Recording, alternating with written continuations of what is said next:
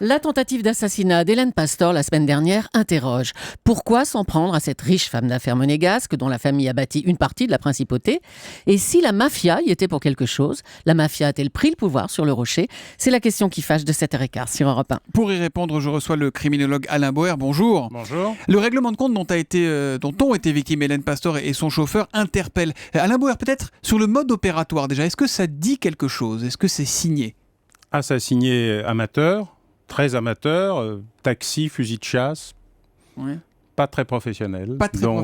Pas une signature du règlement de compte habituel qui se fait plutôt à la Kalachnikov ou du crime organisé qui se fait plutôt au 1143. Bon. Alors le Figaro écrivait il y a quelques jours que la police judiciaire, depuis 2 ans maintenant, s'inquiétait de voir la mafia mettre la main sur le rocher. Elle s'inquiète, la PJ, ou elle le sait ? Est-ce que la mafia est présente à Monaco aujourd'hui ? Non, d'abord, la PJ dispose d'un outil de renseignement criminel en gestation, mais qui est un gros progrès par rapport à rien, qui s'appelle le Sierrasco, et qui recueille des renseignements concernant l'ensemble du territoire national. Et pour des raisons historiques, Monaco, puisque comme vous le savez, le patron de la police, comme le ministre d'État, sont en général nommés sur proposition de la France. Il y a des mafieux à Monaco, parce que c'est une tirelire, mais il n'y a pas de mafia à Monaco, parce qu'elle n'y exerce aucune activité opérationnelle. Quelle est la différence entre le fait d'avoir des mafieux et de la mafia ? Une mafia, c'est une organisation criminelle qui agit en contrôle d'un territoire et qui fait de la prostitution, du trafic de stupéfiants, etc., du racket, etc.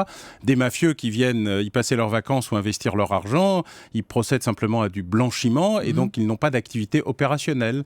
Ils viennent tirer profit de leur tirelire ou alimenter leur tirelire. Et en général, on ne casse pas sa tirelire en faisant des règlements de compte. Toutes les mafias du monde, celles qui existent vraiment, c'est-à-dire qui ne sont pas simplement des criminels, mais des organisations ayant un processus initiatique très particulier dont on ne sort que les pieds devant quand on veut en partir au-delà de la mort naturelle, rare mais qui arrive, ne cassent jamais leur tirelire. Il y a d'ailleurs des endroits protégés, Atlantic City, Las Vegas, Monaco, le Luxembourg et quelques autres, où on ne pratique quasiment jamais de règlement de compte ou d'opération, sauf quand on est un amateur vaguement éclairé. Alors il y a quand même des cas qui intriguent à Monaco. Alors l'enquête sur Hélène Pastor et son chauffeur, nous dirons ce qu'il en est. C'est un peu la principauté des morts mystérieuses. L'été dernier, l'ancien chef de la sécurité du Prince Albert, il a fini déchiqueté par les pales d'un yacht, sans que l'on sache toujours si c'est un accident ou un meurtre. Il allait vers un navire russe, je crois, à l'époque. C'était le directeur de la police qui venait d'être remercié et qui était en vacances au Cap d'Aille et qui effectivement est mort dans des circonstances qui restent aujourd'hui très mystérieuses. Troublantes.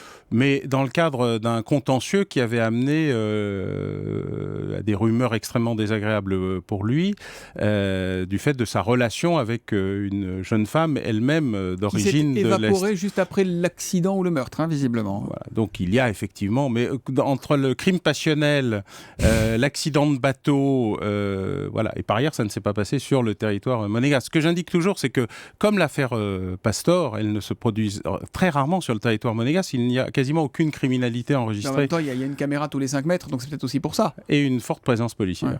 Il disait, ce monsieur-là, à propos des mafias de l'Est sur le rocher, l'intérêt de Monaco est qu'il n'y ait pas de scandale. L'image est une chose essentielle. Oui, il a parfaitement raison. Il y a un autre cas, alors moi j'ignorais totalement, je l'ai appris en préparant cette interview.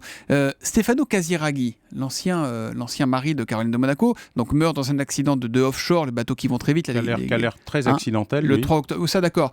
3 jours plus tard, il est inhumé. 1 an plus tard, profanation de sa tombe et tentative d'enlèvement avorté de son cercueil. Alors il paraît, vous allez me dire si c'est vrai ou pas, que ça c'est le mode opératoire typique des organisations criminelles italiennes. Non, une seule d'entre elles qui le fait effectivement en Italie. Et là aussi, les conditions de remonter vers les auteurs qui achètent leurs outils au supermarché du coin indiquent plutôt un amateurisme copier-coller qu'une vraie organisation criminelle qui d'ailleurs n'aurait pas abandonné le cercueil et qui ne se serait pas fait prendre par le gardien du cimetière.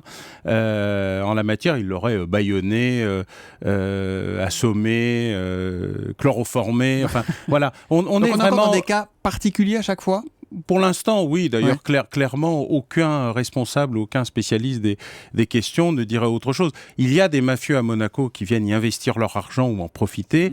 Il n'y a pas d'organisation criminelle active à Monaco, à part les Pink Panthers, c'est-à-dire des gens qui dérobaient des bijoux dans les bijouteries et qui le font un peu partout et qui d'ailleurs avaient été en partie démantelés par feu monsieur Mullenthaler. Je voudrais le fameux monsieur qui a été découpé par les pales du bateau. Alain Bauer, je voudrais qu'on se dise un mot de cette réputation de lessiveuse d'argent. Vous parliez du blanchiment tout à l'heure. À qui profite ce blanchiment à Monaco ? Ah, tout le monde. Vous savez, le tuyau de l'optimisation fiscale, quel joli mot inventé pour fraude fiscale, c'est-à-dire du offshore, profite à tout le monde. Des fraudeurs du fisc, qui sont des gens qui pensent qu'ils sont surtaxés ou trop taxés.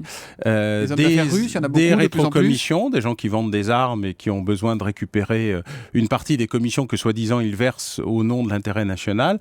Et puis des organisations criminelles. C'est le même tuyau, les branchements diffèrent. Et donc pour ce faire, les sites offshore bénéficient à peu près tout le monde, à 90% à des opérateurs.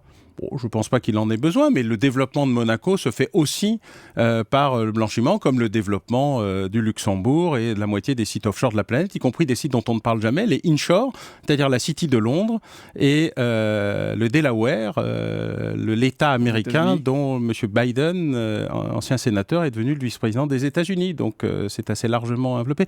L'offshore ne sert qu'à la fraude, ça n'a jamais servi qu'à la fraude et ça ne servira jamais qu'à la fraude. Et ben voilà, c'est noté. Il y a donc des mafieux, mais pas de mafia, nous dit catégoriquement Alain Bauer ce matin, nous parlons de Monaco. Merci d'être venu en direct sur Europe 1. Bonne journée à vous.